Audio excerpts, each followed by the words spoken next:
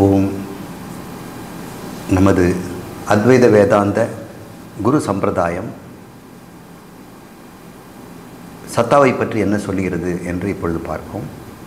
3 வித சத்தாக்களை பற்றி சம்பிரதாயம் சொல்லித் தருகிறது. நீங்கள் சத்தா என்பது ஒன்றுன்னு சொன்னீங்க, இரண்டற்ற ஒன்றுங்கிறீங்க. இப்போ 3 அப்படின்னு சொல்கிறீங்களே, இருப்பது ஒரு சத்தா தான். ஆனால் 3 விதமாக அது பார்க்கப்படுகிறது. பார்க்கும் விதத்தில் அது 1 3ஆக தெரிகிறது. எப்படி ஒரு நிலா கள் குடித்து போதையில் இருப்பவனுக்கு 2ஆக தெரிகிறது. அவன் கல்லுடைய அந்த போதை நீங்கிய பிறகு அது 1ஆக தெரிகிறது. அது எத்தனை நிலா? நிலா எப்பொழுதும் ஒன்றுதான். ஒரே நிலா தனக்கு எப்போதுமே இருப்பது போலே தெரியும். இப்போ சென்னையில் ஒரு குழந்தை இருந்து ஈவினிங் 8 மணிக்கு அங்கே பாருமா நிலா அப்படின்னு தலைக்கு மேலே ஒரு நிலா காட்டுது. அதே சமயம் டெல்லியிலேருந்து ஒரு குழந்தை தலைக்கு மேலே என் தலைக்கு மேலே நிலா இருக்குது. ஒவ்வொருத்தரும் சொல்கிறாங்க அவங்க தலைக்கு மேலே நிலா இருக்குங்கிறாங்க. பூமியிலிருந்து பார்க்கும் பொழுது உச்சியில் நிலா இருக்கிறது. அது 8வது நாள் அப்படி இருக்கும். அஷ்டமி நவமி சமயத்தில் நிலா எப்பொழுதுமே வானத்தில் உச்சியில் இருக்கும். ஒரு 7 மணி 8 மணிக்கு. சரி, சென்னையிலிருந்து பார்க்குற குழந்தை என் தலைமையில் இருக்குதுன்னு சொல்கிறாங்க. கிட்டத்தட்ட 5000 6000 கிலோமீட்டருக்கு அப்புறம் இருக்கக்கூடிய ஒரு குழந்தை டெல்லிலேயோ அல்லது வேறு இடத்துலையோ அதுவும் சொல்லி என் தலைமையில் இருக்குதுன்னு. எத்தனை நிலா இருக்குதுங்க? ஆளுக்கு தலைமையில் ஒன்று இருக்குதுன்னு சொன்னால் அனைத்து தலைக்கு ஏற்ற மாதிரி அத்தனை நிலா இருக்கணும். ஆனால் ஒரே நிலா எல்லாருக்கும் தலைக்கு மேலே தான் இருக்குது. இப்போ எல்லாருக்கும் தனக்கு ஒரு ஆத்மா இருக்கிறதுன்னு சொல்கிறாங்க. எல்லாருக்குள்ளேயும் ஒன்று இருக்குது அப்படின்னு சொல்கிறாங்க. இப்படி நம்ம உதாரணத்தை பார்க்கும் பொழுது நாம் அனுபவத்திலே பார்க்கின்ற ஒரு சத்தா ஒன்று இருக்கிறது. உண்மையில் அறிவினால் பார்க்கின்ற ஒரு சத்தா ஒன்று இருக்கிறது. ஒரு நிலான்னு தெரியுது. ஆனால் பல நிலாக்களாக இருக்கிறது. நம்ம சொல்கிறோம் அன்று வந்ததும் அதே நிலா, இன்று வந்ததும் இதே நிலா, என்றும் உள்ளது ஒரே நிலா, இருவர் கண்ணுக்கும் ஒரே நிலா அப்படின்னு பாட்டு. நிலா ஒன்று தான், ஆனால் ஒவ்வொரு விதமாக பார்க்கப்படுது. நிலவே என்னை சுடாதே அப்படின்னு ஒருத்தன் பாடுறான். நிலவே நீ வா அப்படின்னு ஒருத்தன் கூப்பிடுறான். ஒரு பொருளை பல விதமாக பார்க்கின்ற விதத்தில் இருக்கும்போது அப்போது ஒரு சத்தா 3 விதமாகவும் தெரிகிறது. ஞானிக்கு ஒரு மாதிரி தெரிகிறது, அஞ்ஞானிக்கு 2 விதமாக தெரிகிறது, உணர்ச்சி மிக்கவனுக்கு 3 விதமாகவும் தெரிகிறது. அப்படின்றலாம் நம்ம பார்க்க போகிறோம். இப்போ ஒரு சத்தா தான் துவைதமாக சிலர் பார்க்கிறார்கள், விசிஷ்டாத்வைதமாக சிலர் பார்க்கிறார்கள், சத்தாவை ஜடம் என்றும் பார்க்கிறார்கள். இப்படி எல்லா விதமாகவும் பார்ப்பதற்கும் ஒரு சத்தா தான் இருக்குது. இதுக்கு முன்னாடி நாம் பார்த்த சித்தா சித் ஜடமா அல்லது ஜடம் மட்டுமா என்று சொல்லி பார்த்தால் 3 விதத்திலும் அது தெரிகிறது. அப்போ உண்மையானது எது அப்படின்னு கேட்டால் 3ம் தெரிகிறது. ஒன்று தான் அதில் உண்மை. அது பாரமார்த்திக சத்தா அப்படின்னு பேர். அந்த பாரமார்த்திக சத்தாவை தான் நம்முடைய வேதம் குரு சம்பிரதாயம் நமக்கு சொல்லித் தருது. நமக்கு தெரிந்த சத்தா அதே பொருள், அந்த பாரமார்த்திக சத்தா விவகாரிக சத்தாவாக சிலருக்கு தெரியும். சிலருக்கு அது பிராதிபாசிக சத்தாவாக தெரிகிறது. ஒரே சத்தா இப்படி 3ஆக தெரிகிறது. இதெல்லாம் சத்தாவை பற்றி. இது சத்தே இல்லாதது, ஒன்றுமே இல்லாதது ஒன்றுக்கெல்லாம் அல்ல. சத்தாவே இல்லை அப்படின்னா அது பேர் துச்சம்னு பேர். அதுக்கு ஏதாவது உதாரணம் இருக்குதா அப்படின்னு கேட்டோம்னா இதெல்லாம் நம்ம ஒன்று ஒன்றாக பார்ப்போம். இப்போ துச்சத்தை பற்றி சொல்லிடுறேன். மலடியின் மைந்தன் திருமணத்திற்காக வேண்டி கொம்புடைய குதிரையில் ஏறி ஆகாச தாமரை பறித்தான் அப்படின்னு சொன்னோம்னா இதை மாதிரி ஒன்று உண்டா? முதல்ல மலடிக்கு மைந்தனே இருக்க மாட்டான். அவன் எப்படி கொம்பு இருக்கிற குதிரையில் போக முடியும்? அப்படி ஒரு குதிரையும் இல்லை. ஆகாசத்தில் தாமரையும் கிடையாது. இதை நம்ம துச்சம்னு சொல்கிறோம். அப்போ இத்தனை வார்த்தை சொல்கிறீங்களே அப்படின்னா, இத்தனை வார்த்தையை சொல்கிறது கொம்பு இருக்குது குதிரை இருக்குது, ஆனால் கொம்புடைய குதிரை இல்லை. ஆகாசம் இருக்குது தாமரை இருக்குது, ஆனால் ஆகாச தாமரை கிடையாது. புத்திரன் இருக்கிறான், வந்தியாருங்க சொல்லக்கூடிய மலடி இருக்கிறாள், வந்தியா புத்திரன். ஆனால் வந்தியாவுக்கு புத்திரன் இருக்கிறானா அப்படின்னு சொல்ல முடியாது. வட்டம் இருக்கிறது, சதுரம் இருக்கிறது. வட்டமான சதுரம் அப்படின்னு நீங்கள் கற்பனை கூட பண்ண முடியாது. அது பேர் துச்சம்னு பேர். அத்தியந்த அபாவம்னு பேர். முற்றும் இல்லாத நிலை, அது பேர் துச்சம். மீதியெல்லாம் இருக்குது. அந்த இருக்கின்ற ஒன்று துச்சம் அல்ல, அது இருக்கிறது, அது சத்தா. இப்போ சத்தாவுக்கு எதிர்பார என்ன? துச்சம். இந்த சத்தா எப்படி தெரியுது? பார்க்கின்ற விதத்தில் அது மூன்றாக தெரியும் என்று இந்த குரு சம்பிரதாயம் சொல்லுது. இதுக்கு நம்ம உதாரணங்களோட பார்ப்போம். இதை எதுக்கு தெரிஞ்சுக்க போகிறோன்னா, இந்த சத்தாவை தான் தெரிஞ்சிட்ட பிறகு தான் நாம் கடவுள் உண்டா, நாம் யார், இந்த உலகத்தினுடைய தன்மை என்பதில் நமக்கு தெரிய ஆரம்பிக்கும். அதுக்கப்புறம் தான் மோட்சத்துக்கு வழி இருக்கும். அதனால் சத்தா விசாரத்தை முடிச்சு பிருகதாரண்யத்துக்கு நம்ம போகலாம். இங்கே நம்ம பார்க்கிறது கயிறா பாம்பா. அந்த கயிறுடைய உள்புறத்தில் பார்த்தா பாம்பு தலை தெரியுது. அது சுற்றி இருக்கிறதெல்லாம் ஒத்து பார்த்தோம்னா கயிறு மாதிரி தெரியுது. தொலைவில் இருக்கணுங்கிறது பாம்பாவும் தெரியலாம். இப்போ இந்த கேள்வி, இதனுடைய சத்தா எது? கயிறா பாம்பா? அதை தான் கண்டுபிடிக்கணும். பாம்பாவும் தெரியுதே. இன்னொரு கேள்வி, இது புழு மாதிரி இருக்குது, சட்டுன்னு பார்க்குறவங்க புழு மாதிரி இருக்குது. கேள்வி, இது பெல்ட்டா அல்லது பாம்பா புழுவா? புழுன்னு சொல்லலாம், பாம்புன்னு சொல்லலாம், பெல்ட்டுன்னு சொல்லலாம். இந்த மூன்றில் எது அப்படின்னு பார்ப்போம். இப்போ நம்ம பார்த்த இந்த கயிறும் பாம்பும் உதாரணம் எடுத்துக்கோம். இது வந்து ரஜ்ஜு சர்ப அப்படின்னு சொல்லுவாங்க. சர்பன்னா பாம்பு, ரஜ்ஜு என்றால் கயிறு. இருட்டு அறையிலே ஒரு கயிறு இருக்கிறது. ஒருவன் பயந்தாங்குழி போகிறான். போகும்போதே மனசில் ஒரு பயம் இருக்குது. அவன் பயத்தோடு அந்த கதவை திறந்து பார்க்கும் பொழுது அங்கே பாம்பை பார்த்துட்டான். அவன் பாம்பு பாம்புன்னு கத்துறான். அந்த பாம்பு என்ற ஒரு பொருள் அங்கே இருக்குது, ஒரு சத்தா இருக்கிறதுன்னா சத்தான்னு பேர். அதை இவன் பாம்பாக பார்த்துட்டான். அந்த பாம்பாக பார்த்ததுனால பயம். உள்ளே போயிட்டு அது மிதிச்சுட்டு அவன் செய்துட்டான். அதில் இருக்கக்கூடிய ஒரு கூர்மையான ஒரு பொருள் காலை வந்து குத்திடுச்சு. இப்போ வெளியே வந்து என்னை பாம்பு கடிச்சதுன்னே சொல்லுவான். அப்புறம் மயக்கம் போட்டு விடுறான். அப்புறம் டாக்டர்கிட்ட தூக்கிட்டு போகிறாங்க. இத்தனையும் நடக்குது. ஆனால் ஒரு அனர்த்தம் தான். அங்கே இருக்கின்ற ஒரு சத்தாவை இவன் எப்படி பார்த்தான் அப்படின்னு பார்க்குறோம். இப்போது அங்கே அவன் பார்த்த பாம்பின் உண்மை தன்மை என்னன்னு கேட்குறோம். அது இருக்குதா இல்லையா, அது எதனால் செய்யப்பட்டது அப்படின்னு கேட்குறோம். உண்மையான பாம்புன்னா சொல்லுவோம், தோலால் செய்யப்பட்டது, சதை இருக்குது, ரத்தம் இருக்குது, எலும்பு இருக்குதுன்னு நீ எதனால் செய்யப்பட்டதுன்னு சொல்லிடுறீங்க. நீ அங்கே பார்த்த பாம்பு எதனால் செய்யப்பட்டது? கயிறால் செய்யப்பட்டது இல்லையா? கயிறு தான் அங்கே சத்தா. நீ பார்த்த பாம்பினுடைய சத்தா கயிறு.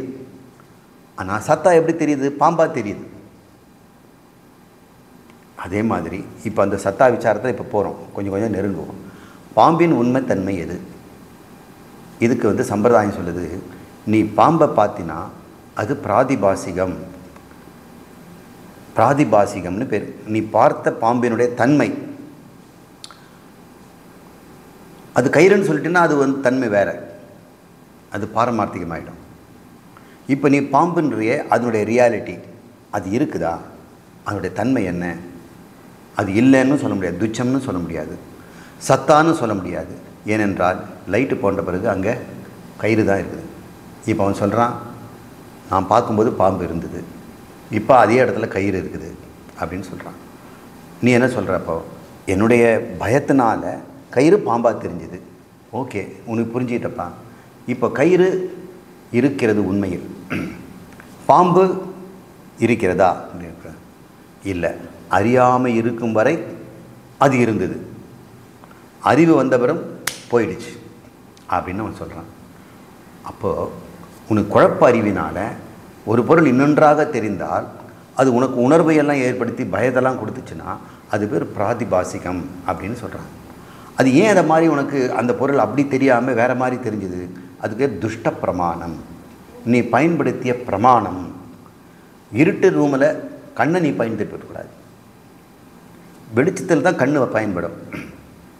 இருட்டில் என்ன பண்ணணும்? தட்டு தட்டுனா தொட்டு தான் பார்க்கணும். அந்த இடத்துல என்ன பிரமாணம் யூஸ் பண்ணணும்? இருட்டு அறையில் என்ன பயன்படுத்தணும்? சப்தத்தை பயன்படுத்தலாம், லைட்டை பயன்படுத்தலாம். ஆனால் இருட்டு அறை, இப்போ உங்ககிட்ட இருக்கிறது லைட்டு இல்லை, நீ என்ன பிரமாணத்தை பயன்படுத்த போகிற? உன்னுடைய பிரமாணம் சப்தமாக இருக்கலாம், தொட்டு பார்க்கலாம், ஸ்மெல்லு பார்க்கலாம். நீ அதை பார்க்காம நீ இருட்டறையில் கண்ணை பயன்படுத்தி இருக்கிற. அப்போது இருட்டறையில் கண் வந்து ஒழுங்காக காட்டாது, இருட்டறையில் சப்தம் ஒழுங்காக காட்டும். ஏன்னா இருட்டு வெளிச்சங்கிறது சப்தத்துக்கு தேவையில்லை, இருட்டு வெளிச்சம் மூக்கினுடைய ஸ்மெல்லுக்கு தேவையில்லை. கண்ணை மூடிக்கிட்டே இது வந்து என்ன ஸ்மெல் அப்படின்னு சொல்லிடலாம். இது ஊதுவத்தி ஸ்மெல், இது சாம்பிராணி, இது குழம்பு கொதிக்குதுன்னு சொல்லலாம். அப்போது கண் என்ற ஒரு பிரமாணத்திற்கு வெளிச்சங்கிறது தேவை. அப்போ வெளிச்சம் இல்லாத இடத்துல கண்ணை நீ பயன்படுத்தினா அது பேர் துஷ்ட பிரமாணம். கண் வந்து பிரமாணம் தான், ஆனால் இப்போ என்ன பண்ணியிருக்கிறது? சரியான பிரமாணமாக வேலை செய்யலை. இப்போ துஷ்ட பிரமாணத்தை பயன்படுத்தினா அந்த சமயத்தில் சத்தா உனக்கு எப்படி தெரியுதோ அது பேர் பிராதிபாசிக சத்தா. துஷ்ட பிரமாணத்தை கொண்டு நீ ஒரு பொருளை பார்த்தால், சத்தாவை பார்த்தால் அது எப்படி தெரியுமோ அந்த மாதிரி தெரிகின்ற பொருளுக்கு பிராதிபாசிக சத்தான் இல்லைன்னு சொல்ல முடியாது. அந்த பயத்த நேரத்தில் அவன் பாம்பை பார்த்தான், பாம்பு இருக்கிறது, அது பிராதிபாசிகங்கிறது சரியான பிரமாணம் வந்த பிறகு தெரியுது. பிரமாணம் வர்றதுக்கு முன்னாடி அது வந்து பாரமார்த்திக சக்தியா, சத்தியத்தில் சத்தியம், பாம்பு பார்த்தேன்பா. இப்போ என்ன சொல்கிறான்? இப்போ அது வந்து பயத்தில் அப்படி பார்த்துட்டேன், உணர்வு மிகுதியினால் துஷ்ட பிரமாணத்தில் பார்த்தோம்னா பிராதிபாசிகம். சரி, இப்போது இந்த பிராதிபாசிகத்துக்கு காரணமாக இருந்தது என்ன? ஒரு பொருள் கயிறு இல்லையா, அதை நாம் வந்து பாரமார்த்திக சத்தான்னு சொல்கிறோம். உண்மையில் ஞானி சொல்கிறான் அது கூட அது வந்து பாரமார்த்திக சத்தா இல்லை, அது விவகாரத்துக்கு வந்த சத்தா அப்படின்னு சொல்கிறான். ஏன் அப்படி சொல்கிறீங்க சார்? பாருங்கள், இந்த கயிறாக இருப்பது எது, பாம்பாக இருப்பது எதுன்னு கேட்டோம்னா என்ன சொன்னேன்? கயிறுன்னு சொன்னேன். அதே கேள்வி கயிறுக்குன்னு கேட்பேன்ல, கயிறாக இருப்பது எதுன்னு கேளு. ஓ, கயிறாக இருப்பது அதில் இருக்கிற நார் தான் சார், தேங்காய் நார். ஓ, தேங்காய் நாராக இருப்பது எது அப்படின்னு கேட்டுகிட்டே போகணும்னு வச்சுங்க. இப்போ எல்லாமே சத்தாவாக இல்லை, வேறு ஒன்றினுடைய மேலே இது பார்க்கப்படுது. நாரெல்லாம் ஒன்றாக சேர்ந்தால் கயிறுன்னு ஒன்று வருது இல்லையா? அதனால் கயிறை நாம் பாரமார்த்திக சத்தான்னு சொல்ல முடியாது, அது பரமசத்தான்னு சொல்ல முடியாது. அது இன்னொரு சத்தாவில் செய்யப்பட்டிருக்குது, அது இன்னொரு சத்தாவை நம்பி இருக்கிறது. அது ஒவ்வொன்றுத்துக்கும் ஒரு சத்து தேவைப்படுது. கயிறுக்கு நார் சத்து, நாருக்கு செல்லுலோஸ் சத்து, செல்லுலோஸுக்கு அணுக்கள் சத்து, இப்படின்னு போய்கிட்டே இருப்போம். இதெல்லாம் நம்ம சயின்ஸ் ஆராய்ச்சியிலெல்லாம் பண்ணுறாங்க. அப்போது நீங்கள் கயிறை இங்கே சத்தான்னு சொல்ல முடியாது. இருந்தாலும் உங்களுக்கு பாரமார்த்திக சத்தாவை எடுத்து நீங்கள் கயிறு கட்ட முடியுமா? முடியாது. அங்கே பாரமார்த்திக சத்தாவாக இருக்குது அங்கே. ஆனால் கயிறாக இருக்கும் பொழுது தான் அதை எடுத்து நீங்கள் வந்து கூட பின்னலாம், அல்லது வீடு கட்டலாம், ஒரு பொருளை கட்டலாம், அந்த துணி காய வைக்கிறதுக்கு கொடி கட்டலாம். அதனால் அந்த பாரமார்த்திக சத்தா உனக்கு இப்பொழுது தெரியுது விவகாரிக சத்தாவாக வந்திருக்குது. இது எப்படி உனக்கு தெரிஞ்சதுன்னா, உன்னுடைய பிரமாணத்தை பயன்படுத்திருக்கிற. முன்ன துஷ்ட பிரமாணத்தினால கயிறு பாம்பாக தெரிஞ்சுது, இப்போ சரியான பிரமாணத்தில் பார்த்துருக்கும் பொழுது அது விவகாரிக சத்தான்னு ஒன்று கண்டுபிடிக்கிறேன். அப்புறம் பாரமார்த்திக சத்தான்னு ஒன்று இருக்குதுன்னு சொன்னீங்களே அப்படின்னு, அது வந்து உன் பிரமாணத்தில் தெரியாது. அது எப்படி சார் தெரியும்? பிரமாணத்தில் இல்லைன்னா அது இல்லைன்னு தானே அர்த்தம். பிரமாணத்தில் இருக்கிறதானே இருக்க முடியும். ஆனால் இதுக்கு ஒரு பிரமாணம் இருக்குப்பா, அந்த பிரமாணத்தில் நீ பார்த்தினா உனக்கு கண்டுபிடிச்சிடுவேன். அப்புறம் அதுக்கு பிரமாணமே தேவையில்லைன்னு கண்டுபிடிப்பேன். அது என்ன சார்? அதுக்கு அடிப்படையாக இருக்குது சைதன்யம்னு ஒரு பொருள். பாம்புக்கு சத்தா கயிறு, பிராதிபாசத்துக்கு சத்தா விவகாரிகம் கயிறு. விவகாரமாக இருக்கிறதுக்கு காரணம் ஒரு சத்தா இருக்கிறது, அது பாரமார்த்திகம், அதனுடைய தன்மை சைதன்யம்னு பரம்பரை சொல்லுது. அப்படியா? அப்போ சைதன்யத்தை நான் பார்க்கலாமே. அது துஷ்ட பிரமாணமும் பயன்படாது, சுத்த பிரமாணமும் பயன்படாது. ஏன்? அது பிரமாணமே தேவையில்லை. அது எப்படி சொல்கிறீங்க சார்? அது நீ. இது என்ன சார் இப்படி சொல்லிட்டீங்க? அந்த பாம்புக்கு கயிறு சத்தானீங்க, கயிறுக்கு நான் சத்தாவா? இப்படி இல்லை இருக்குது. நீ சொல்கிறது பார்த்தா சைதன்யங்கிறீங்க, சைதன்யம் நானுங்கிறீங்க அப்படின்னு. சாட்சாத் அந்த சைதன்யத்தை இப்போ கண்டுபிடிப்போம். அந்த சைதன்யத்துக்கு பிரமாணம் தேவையா? ஏன் தேவையில்லைங்கிறீங்க? நான் இருக்கிறேன்னு உனக்கு நல்லா தெரியுதே. எந்த பிரமாணத்தில் நீ கண்டுபிடிச்ச? நான் சொல்லி கண்டுபிடிச்சேன்னா? வேதம் கூப்பிட்டு தம்பி பார் நீ நீ இருக்கிறாய் அப்படின்னு சொல்லிச்சா? யாரும் நான் இருக்கிறத சொல்லிக் கொடுக்க வேண்டியது இல்லையே. எனக்கு பிரமாணம் இன்றியே நான் இருப்பதை தெரிவதால் சைதன்யம் அப்பிரமேயம். அது பார்க்கப்படும் பொருள் இல்லை. பாம்பு பிரமேயம், கயிறு பிரமேயம், அதுக்கு தேவையானது பிரமாணம்.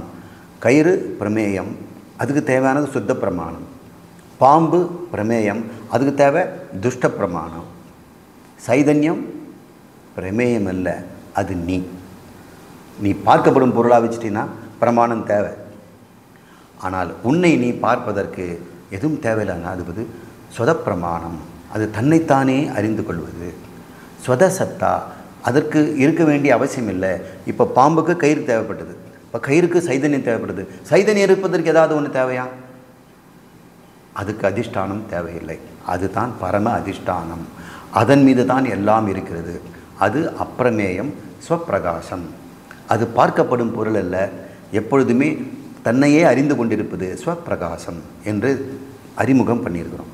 இப்போ ஒன்று ஒன்றாக நாம் விளக்கமாக பார்ப்போம். இந்த பிராதிபாசிகம் அப்படின்னு சொல்கிறோம். ஆபாசிக சத்தா, ஆபாசிக சத்தா, அது பிராதிபாசிக சத்தா. ஆபாசிக சத்தானா ஒன்றினுடைய போலின்னு அர்த்தம். மாம்பழம் போலவே மெழுகில் செய்து வச்சுருந்தோம்னா எல்லா விதத்திலும் மாம்பழம் தெரியும், ஆனால் அது அதனுடைய போலி. எல்லா விதத்துலேயும் மாம்பழம் மாதிரியா இருக்குது சார், ரொம்ப நேச்சுரலாக இருக்குது. அந்த கலர்லாம் பார்த்தேன், பாதி அப்படியே காயாமல் இருக்குது, பச்சையாக இருக்குது, அப்படியே மஞ்சளாகி ஒரு பக்கம் சிவப்பாக இருக்குது, அதில் கருப்பு புள்ளியெல்லாங்கிறதெல்லாம் போட்டிருப்பாங்க. அப்படி நீங்களோட ஏமாத்தது தான் வச்சுருக்கிறோம். அது ஆபாசம்னு பேர். இது நேரடியாக பார்க்குறது பாசம், உண்மை. இது ஆபாசம், அதனுடைய போலி என்று பொருது. அப்போது இங்கே பாருங்கள், பிரமாத்ரி சதி எத் பாத்தியதே தத் பிராதிபாசிக சத்தியம். இந்த பிராதிபாசிக சத்தியம் என்பது பொய்யான, நகலான, பிரதிபிம்பமான ஒரு சத்தியம் அப்படின்னு புரிச்சுக்க. இதனுடைய அர்த்தம் என்னென்றால், பிரமாத்ரி சதி, பிரமாத்ரின்னா பிரமாதா அறிபவன், சதி இருக்கும்போதே, சத்னா இருக்கும்போதே சதி, பிரமாத்ரி சதி பார்த்து கொண்டிருக்கவன் இருந்து கொண்டிருக்கும் பொழுதே, நீ பார்த்துக்கிட்டு இருந்துட்டு இருக்கும்போதே, எது நீக்கப்படுகிறதோ பாத்தியதே தத்து பிராதிபாசிகம். புரியல சார்? நீ பார்த்து கொண்டிருக்கும் பொழுதே எது ஒன்று இல்லாமல் போகிறதோ அது பிராதிபாசிகம். அது எப்படி சார் இல்லாமல் போச்சு? இப்போ தான் சொன்னீங்களே, நீங்கள் கயிறை பார்த்துக்கிட்டு இருக்கும்போதே பாம்பு தெரிஞ்சுது, நீங்கள் பார்த்துக்கிட்டு இருக்கும்போதே இந்த பாம்பு காணாமல் போயிடுச்சே. அப்போ எதுக்கு எப்படி சத்தான்னு சொல்ல முடியும்? சத்தானா இருக்கிறதாச்சே. ஆனால் உன்னால் பார்த்துக்கிட்டு இருக்கும்போதே இருந்து கொண்டே இல்லாமல் போயிடுச்சே. அதனால் ஏதோ ஒன்றுடைய போலியது அப்படின்னு பிராதிபாசிகம்னு சொல்கிறாங்க. அதனுடைய டெஃபினேஷன் பிரமாத்ரி சதி எத் பாத்தியதே தத் பிராதிபாசிக சத்தியம். பார்த்து கொண்டிருக்கும் பொழுதே சரியான பிரமாணம் வந்த பிறகு உடனடியாக அந்த பொருள் அங்கே இல்லாமல் மறைந்து போனால், எது ஒன்று மறைந்ததோ அதுக்கு பிராதிபாசிகன் பேர், எது மறையாமல் இருக்கிறதோ அது பாரமார்த்திகம்னு பேர். அப்படி புரிஞ்சுக்கோ. இப்போ கயிறு பாரமார்த்திகம் எதுக்கு பொறுத்து? இந்த பிராதிபாசிகத்தை பொறுத்து. ஆனால் இந்த பிராதிபாசி பொறுத்துன்னு ஒன்று சொன்ன அந்த கயிறு, அதுவும் கூட சத்தா கிடையாது, அதுவும் விவகார சத்தான்னு அடுத்து பார்க்க போகிறோம். இப்போ பிராதிபாசிகத்தை புரிஞ்சிட்டிங்க. உலகத்தை நீங்கள் பார்க்கும் பொழுது இது பிடிச்சிருக்குங்க, இது எனக்கு சரியாக இருக்குன்னு நினைக்கிறேன், இதே நான் வாங்கிக்கிட்டு போயிடுறேங்க, இந்த பொண்ணையை நான் கல்யாணம் பண்ணிக்கிறேங்க அப்படின்னா நீங்கள் சொல்கிறீங்கன்னா அது பிராதிபாசிகம். ஏன்னா அந்த பொண்ணை தான் இன்னொருத்த எனக்கு இந்த பொண்ணே வேண்டாம், இந்த ட்ரெஸ்ஸு நமக்கு ஆகாது, என்ன கலரு அப்படின்னு சொல்லியிருக்கிறான். இப்போ ஒரு பொருள் ஒருவனுக்கு பிடித்திருக்குதுன்னு சொல்கிறான், அதே பொருள் ஒருத்தனுக்கு பிடிக்கலன்னு சொல்கிறான். அது எப்படி?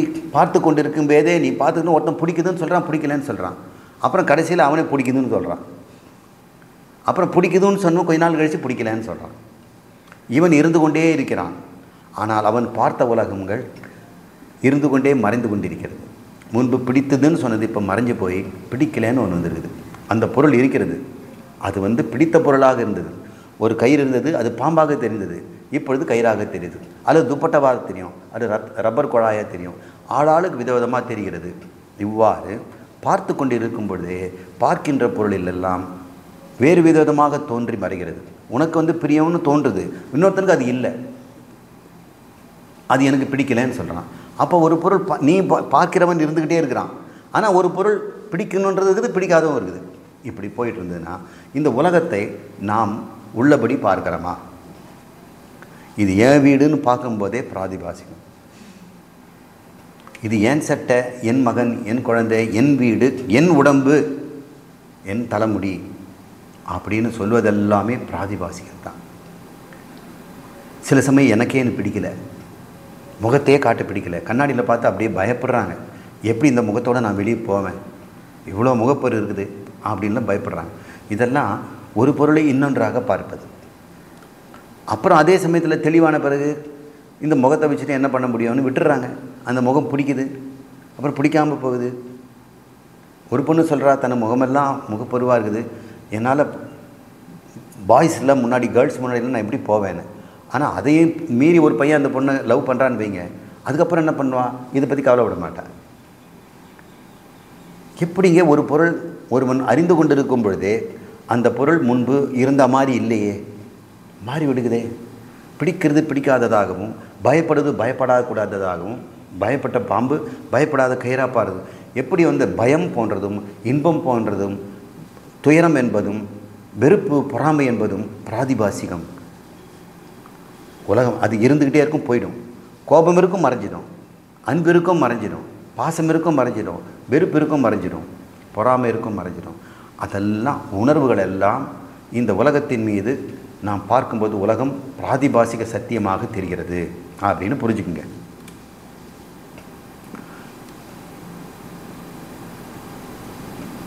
சரி, இன்னொரு டெஃபினேஷன் இந்த பிராதிபாசிகத்துக்கு, அர்த்தக்ரியா நாஸ்தி என்று இது சொல்கிறாங்க. இந்த பிராதிபாசிகத்துக்கு என்ன அர்த்தக்ரியா நாஸ்தி? அர்த்தக்ரியானா பிரயோஜனம், நாஸ்தினா இல்லை. முதல்ல பார்த்து கொண்டிருக்கும் போதே அது விலகிவிடும்னு சொன்னோம். பாத்தியதே சில பேருக்கு ரொம்ப நாள் இருக்கும், ஆனால் போயிடும். இந்த பாம்பு கூட ரொம்ப நாள் 10 வருஷமாக அந்த ரூமில் பாம்பை பார்த்துட்டு திறக்காமலே இருக்கிறான். 10 வருஷமாக இருக்குது, ஆனால் லைட்டு போட்டோன்னே அன்றைக்கே போயிடுச்சு. அது எத்தனை காலம் இருக்குதுன்னு முக்கியம் இல்லை, அது அழிந்து போகிறது. நீ இருக்கிற, நீ அழியலை, ஆனால் அது அழியுது. நீ இருக்கும் பொழுதே நீ அறிகின்ற பொருள் அறிந்தால் அது பிராதிபாசிகம். இது புரிஞ்சுக்கிட்டீங்களா? நீ இருக்கும்போதே நீ பார்க்கின்ற பொருள் மறைந்தால் அந்த அந்த அந்த பொருள் பார்த்த பொருள் பிராதிபாசிகம். இனிமேல் மறையாமல் இருக்குது பாருங்க, அது பாரமார்த்திகம். சரி, அதுக்கு இன்னொரு டெஃபினேஷன் பிராதிபாசிகத்துக்கு, அர்த்தக்கிரியா நாசி. அதுக்கு பிரயோஜனம் இல்லை, ஒரு பிரயோஜனமும் இல்லை. இந்த இந்த கண்ணுக்கு தெரிஞ்ச பாம்புனால என்ன பிரயோஜனம்? அது மகுடி எடுத்து ஊத முடியுமா? அது படம் எடுத்து ஆடுமா? எந்த படைப்புக்கும் அது லாய்க்கில்லை. அதே போல் சிப்பி வெள்ளிக்காசு மாதிரி தெரியுது, பாம்பை பார்த்து ஓடுறோம். சிப்பிக்கு வெள்ளிக்காசு பார்த்து அள்ளி எடுக்க போகிறோம். சில சமயம் இந்த குழந்தைங்க விளையாடுற அந்த விளையாட்டு நோட்டு இருக்கு இல்லையா, அந்த ரூபா நோட்டு, இந்த ட்ரேடில் அது எங்கேயா பறந்து போய் கீழே இருக்கும். அதே ரூபா நோட்டை யாரும் கீழே போட்டு போயிருக்காங்க, 100 ரூபான்னு எடுப்போம். அப்புறம் தான் தெரியும் அது பிராதிபாசிகம். எப்போ அது பிராதிபாசிகம் ஆகிடுச்சு? அது உண்மைன்னு தெரிஞ்சு ரூபா நோட்டுன்னு தெரிய வரைக்கும் அது பாரமார்த்திகமாக இருந்தது. இப்போது அது செல்லாத காசுன்ன உடனே அது பிரயோஜனம் இல்லை. அப்போ பிராதிபாசிகம் உனக்கு எப்போ உண்மைனா அது செல்லா காசாக இருக்கும், பயனற்றதுன்னு தெரியணும். பயன் இருக்கிற வரைக்கும் அது பிராதிபாசிகம் அல்ல, அது அப்சல்யூட் ரியாலிட்டி, உண்மை. உண்மை பணம் தாண்டா எல்லாத்துக்கும் உலகத்துக்கு காரணம், பணத்தை மட்டும் விட்டுட்டா தங்கம், பணம் நமக்கு முக்கியம் அப்படின்னு சொல்லிகிட்டே இருப்பாள். அப்போ அது வரைக்கும் அது பிராதிபாசிகம் இல்லை, அது நிஜம். ஆனால் இவனுக்கு கேன்சர் நோயோ தாங்க முடியாத வலி இருக்கும்போதோ, ஒரு வெளியூரில் போயிட்டு வழி தெரியாமல் திணறும்போதோ கையில் கத்தையாக காசு வச்சுருந்து என்ன பயன்? சவுதி அரேபியாவில் பாலைவனத்தில் இருந்துக்கிட்டு பெட்டி நிறைய நீ தூக்கிட்டு போகிற தங்கத்தை, அங்கே தண்ணி வேணும் உனக்கு, இந்த தங்கம் கொடுக்குமா? திருடன் வருவான், தண்ணி தரேன்னு சொல்லுவான், தண்ணியோடு சேர்த்து பணத்தை தூக்கிட்டு ஓடிக்குவாங்க. அப்போ தெரியும் இது பிரயோஜனம் இல்லை. அப்போ தான் இந்த வெறும் கட்டிக்கு நாம் இவ்வளோ மரியாதை கொடுத்துட்டோம், இந்த வெறும் காகிதத்துக்கு இவ்வளோ மரியாதை கொடுத்துட்டோம் அப்படின்னு தெரியும். ஆனால் உதவி செய்கிற மனிதனை நம்ம துச்சமாக நினச்சோம். இன்றைக்கி அவன் தான் முக்கியமாக தெரிகிறான். அவன் தண்ணி கொடுக்குறான், இந்த காசு எனக்கு ஒரு பிரயோஜனம் இல்லையப்பா அப்படின்னு சொல்கிறான். நீ எடுத்துக்க, எனக்கு ஒரு பிரயோஜனம் இல்லை சார், இந்த காட்டில் தண்ணி தான் சார் பிரயோஜனம், தண்ணி தான் ரூபா நோட்டிங்க. நீங்கள் எவ்வளோ ரூபா வச்சுருந்தாலும் தண்ணி யாரும் கொடுக்க மாட்டாங்க, மனசு இருந்தால் கொடுப்பாங்க சார். இப்போ எந்த ஒரு பொருள் நீங்கள் பிராதிபாசிகங்கிறத வாழ்க்கையில் கண்டுபிடிங்க. அது உண்மை அல்ல. கயிறை பாம்பை பார்த்தது போலத்தான் இந்த உலகத்தில் நாம் பார்க்கிற எல்லாமே பொய். உணர்வு மிகுதியினால் நீ பார்க்கிறாய். அந்த உணர்வு நீங்கிய பிறகு அந்த பொருளும் மறைந்து விடுகிறது. எது மதிப்புடையதோ மதிப்பற்று போகிறது. அந்த மதிப்பு இப்பொழுது பயனற்றும் போகிறது, உனக்கு பிரயோஜனமும் இல்லை. இப்போ கனவு எடுத்துப்போம். கனவு காணும் பொழுது அது சத்ரூபமாக இருக்கிறது, உண்மையாக இருக்கிறது. கனவு முடித்த பிறகு தான் தெரியுது அது பிராதிபாசிகம்னு. அது ஒரு பொருள் நீ பார்க்குறவன் இருக்கிற, ஆனால் கனவு காணுமே. கனவு பார்க்கும்போது நீ இருந்தாய், இப்போ கனவு போயிடுச்சு, நீ இருக்கிற. அப்போது எப்பவுமே இருக்கிறது எது? நீ தான் பாரமார்த்திகம், கனவு பிராதிபாசிகம் அப்படின்னு புரிஞ்சுக்க. கனவுல பிரயோஜனம் இருக்குதா? கனவுல ஒரு பிரயோஜனமும் கிடையாது. அதனால் அர்த்தக்கிரியா நாஸ்தி. ஸோ பிராதிபாசகத்துக்கு விளக்கம் நமக்கு தெளிவாக கொடுத்துட்டோம். இப்போ பிராதிபாசிக சத்தா சுருக்கமாக சொல்லணும்னா பாத்தியதே, நீக்கப்படக்கூடியது, பொய்ப்பிக்கப்படக்கூடியதுன்னு வச்சுக்கோங்க. ரெண்டாவது பயனற்றது. மூன்றாவது துஷ்ட பிரமாணத்தால் மட்டும் உண்டாகுது. நான்காவது இது தோன்ற இடம் தந்த அதிஷ்டானம் எதுன்னு கேட்கும் பொழுது அது பேர் தான் விவகாரிக சத்தியம், ஆதாரம்னு பேர். இன்னும் பாரமார்த்திகம் நம்ம போல, இப்போதைக்கு நம்ம அது விவகாரம். ஒரு விவகாரத்தின் மீது இந்த பிராதிபாசிக சத்தியம் சுமத்தி பார்க்கப்பட்டது, சூப்பர் இம்போஷன் செய்யப்பட்டது. அதை துஷ்ட பிரமாணத்தினாலும் உணர்வு மிகுதியினாலும் பார்க்குறோம். சில சமயம் கண்ணு காதெல்லாம் நல்லா தான் இருக்கும், ஆனால் புத்தி துஷ்ட பிரமாணம் பண்ணும். இந்த மோக வலையில் இருக்கிற புத்தி அதன் மீது மதிப்பை ஏற்படுத்தி கொடுக்கும். அது பெரும் பிராதிபாசிகம் என்று புரிஞ்சுங்க. இப்போ பிரமாணம்னா கண்ணு மட்டும்தான் அந்த தப்பு செய்து நினைக்க வேண்டாம். பிரமாணத்தை பயன்படுத்துகின்ற இருக்கிறானே பிரமாதா, அவனே மோக வலையில் இருக்கிறான். அவனுடைய பிரமாணம் அவனுடைய பார்க்கும் சக்தியிலே கெடுதிருக்கிறது. கண்ணு எந்த தப்பும் பண்ணலை, இவன் பார்க்கும் சக்தியிலேயே பிரச்சனை வச்சிருக்கிறான். பிராதிபாசிகம் எங்கேருந்து வருதுன்னு பாருங்கள். அடுத்தது விவகாரிக சத்தா. இதனுடைய டெஃபினேஷன் அறிபவன் இருக்க, பிரமாத்ரு சதி அப்படின்னு தான் ஆரம்பித்தோம். அறியப்படுவது மட்டும் நீங்கக்கூடுமாயின் அது பிராதிபாசிகம். பாத்தியதே தத் பிராதிபாசிகம் அப்படின்னு நம்ம படித்தோம். அடுத்தது இந்த டெஃபினேஷன் பாருங்கள். அறிபவனுடன் சேர்ந்து எது நீக்கப்படுகிறதோ அது விவகாரிக சத்தியம்.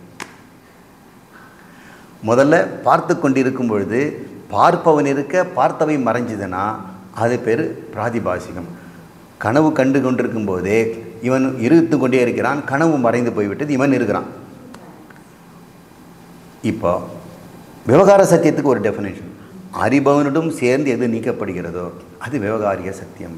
அறிபவன் யார்? பிரமாத்ரு, ஒரு அகங்காரி அப்படின்னு சொல்கிறான். பார்த்ததும் பார்க்கிறவனும் நீங்கினால் அது விவகாரிகம் அப்படின்னு சொல்கிறாங்க. அது என்னங்க எனக்கு புரியலையே. இப்போது கண்ணை மூடிக்கொண்டு கயிறும் நீங்கும், பார்க்குறவனும் போயிடுவான். ஏன்னா நீ பார்க்குறவன் கண்ணு தானே. இப்போ நீ கேட்குறவனாக இருக்கலாம், ஆனால் பார்க்குறவனா இல்லை. இப்போது அப்போ பார்க்குறவனாக இல்லாத போது கயிறும் நீங்கி விடுகிறது.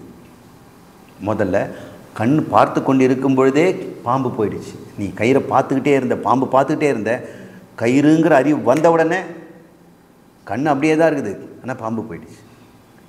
இப்போ இந்த கயிறும் விவகாரிக சத்தியம், பாரமார்த்தியம் அல்ல. ஏன்னா நீ பார்க்குறவன் இல்லாத போகும்போது கயிறும் போயிடும், பார்க்குறவனும் போயிடுறான். கண்ணை நீங்கள் மூடின உடனே பார்க்குறவன் கேட்குறவன் இருப்பான், தொடரவன் இருப்பான், ஆனால் பார்க்குறவன் இருக்கிறானா? இல்லை. கண்ணை மூடிக்கொண்டால் கயிறும் நீங்கும். அப்போ நின்றாது பார்க்குறவனும் போயிட்டான், பார்க்கப்படும் பொருளும் போயிடுச்சு. இப்போ பிராதிபாசிகம் பார்க்கப்படும் பொருள் மட்டும் போகும், இங்கே பார்க்கப்பவனும் பார்க்கப்படும் பொருளும் சேர்ந்து போகும் அப்படின்னு சொல்கிறோம். சரி, அதனுடைய டெஃபினேஷன் பிரமாத்ரா சக, பிரமாத்ராவோடு கூட, சகன்னா அவனோடு சேர்ந்து சகா, பிரமாத்ரா சக எத் பாத்தியதே. முதல்ல பிரமாத்தா இருப்பான், அங்கே இருக்கக்கூடிய பிரமேயம்தான், அதுதான் மறைஞ்சது. இங்கே பிரமாத்ராவோடு சேர்ந்து எது மறைந்து போகிறதோ பாத்தியதே தத் விவகாரிக சத்தியம் என்று சொல்கிறோம். இப்போ கயிறும் எப்போ நீங்கும்? நீங்கள் பார்க்காத போது நீங்கிடும். பிரமாத்ரா என்றால் பார்ப்பவன், சக என்றால் உடன், பாத்தியதே நீக்கப்படுவது, விவகாரிக சத்தியம். இது பேர் ஆப்ஜெக்டிவ் ரியாலிட்டி அல்லது புறவயமான உண்மை என்று சொல்கிறோம். முதல்ல இருக்கிறது அகவயமான உண்மை, மனசினால் பார்க்கப்பட்ட ஒன்று. இப்போ மனசை காட்டிட்டு அறிவினால் பார்க்குறோம், இது பேர் புறவயம். அப்போ நம்மக்கிட்ட ரெண்டு இருக்குது, மனம்ங்கிற ஒரு கண்ணாடி, புத்திங்கிற ஒரு கண்ணாடி. இந்த மனங்கிறது உணர்வு ரீதியானது, கோபம், பயம், பொறாமை, அன்பு, கருணை, இது மாதிரி. உங்ககிட்ட கருணை இருக்கும்போது பார்த்தாலும் தாராள வள்ளலாக இருப்பேன். உனக்கிட்ட பணம் பற்றி பயம் வந்துடுச்சுன்னா கொடுக்கறதுக்கு பயமாக இருக்கும், நீ கொடுக்கவே மாட்டேன். அப்போது முதல்ல நீயே கொடுக்குற வள்ளலாக இருந்த, இப்போ கருமையாக இருக்கிற, உன்னுடைய மனம் மாறிடுச்சு. மனம்ங்கிறதுனால இந்த உலகம் உன்னையும் மாற்றுது, உலகத்தையும் மாற்றுது. அது பிராதிபாசிகம். எவன் ஒருவன் மனதின் துணையாக கொண்டு உலகத்தை பார்க்கிறானோ அவனுக்கு உலகம் பிராதிபாசிகம்தான் என்று சொல்கிறோம். அது அகவயமானது, உள்ளே இருக்கக்கூடிய அகயத்தில் பார்க்குறோம். புறவயமானதுன்னா புறத்தில் என்ன இருக்குதோ அதை தான் நீ பார்க்குற. அப்போ புத்தி வழியாக பார்க்குறேன்னு அர்த்தம். புத்திக்கு மனம்ங்கிற ஒரு கண்ணாடி கிடையாது, நேரடியாக இந்த பொருள் இதுன்னு பார்க்குது. அந்த பொருளை அப்போ பார்க்கும் பொழுது மனதினுடைய இடையூறு இல்லாமல் பார்க்கும்போது அது ஆப்ஜெக்டிவ் ரியாலிட்டின்னு சொல்கிறோம். அது புறவயமான உண்மை, வெளியே இருக்கிறதோ அதே தான் பார்க்கப்படுகிறது என்று புரிஞ்சுக்கிறோம். இதை புரிஞ்சுக்குவோம். இந்த விவகாரிக சத்தா பயன் தருவது. முன்னிருந்து சத்துது என்ன சொன்னோம்? பயன் தராதுன்னு சொன்னோம். பிரயோஜனம் நாஸ்தி, அர்த்த கிரியா நாஸ்தின்னோம். இந்த இடத்துல அர்த்த கிரியா உடையது. என்ன விவகார சத்தியம் உனக்கு பயனுள்ளதாக இருக்கு இல்லையா? பாம்பு பயன் இல்லை, ஆனால் கயிறு பயனுள்ளதாக இருக்குது. உதாரணமாக குடம் தண்ணீர் தேக்கரிக்க உதவுவது போல் களிமண் உதவாது. இப்போ குடம்ங்கிறது ஒரு விவகாரத்துக்கு வந்த களிமண். களிமணுக்கு விவகாரம் இருக்காது, ஆனால் குடம் ஆயிடுச்சுன்னா விவகாரம் வந்துடும். இந்த மண் வெளியே கிடக்கும்போது மண்ணாக இருந்ததுன்னா இதுக்கு ஒரு விவகாரமும் இல்லை, பயனற்றதாக இருக்குது. ஆனால் பானைங்கிற ஒரு பயன் வந்துடுச்சுன்னா விவகாரத்துக்கு வந்துடுது. அப்படிப்பட்ட சத்தியம் விவகாரிக சத்தியம் என்று தெரியுது. அதுக்கு பயன் இருக்கிறது. விவகாரிக பிராணி விவகாரத்தால் பயன் பெறுகிறது அப்படின்னு சொல்கிறோம்.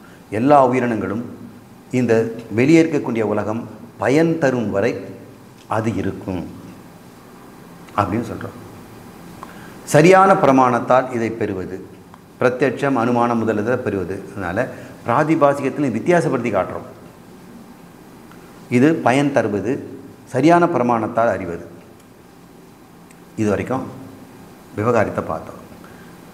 அடுத்தது பாரமார்த்திக சத்தா. சரியான பிரமாணம் வரும் வரை, முதல்ல உன்னுடைய சொந்த பிரமாணத்தில் பார்த்து விவகாரிகம்னு சொல்லிட்டு இருந்தேன். சரியான பிரமாணம் வரை விவகார சத்தாவின் பிராதிபாசிகம் ஏற்றப்பட்டது தெரியும்.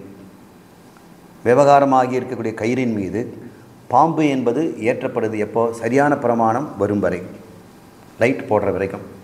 அதுபோல் விவகாரத்துக்கும் ஒரு நிலை இருக்குது. இதுக்கும் ஒரு சரியான பிரமாணம் வரும் வரை அது உண்மையாக இருக்கும். அப்பொழுது தான் பாரமார்த்திக சத்தியம் தெரியும். துஷ்ட பிரமாணத்தினால பிராதிபாசிகம், சரியான பிரமாணத்தினால விவகாரிக்கம், இன்னும் சரியான பிரமாணம் ஒன்று அதுக்கும் கீழே இருக்குது.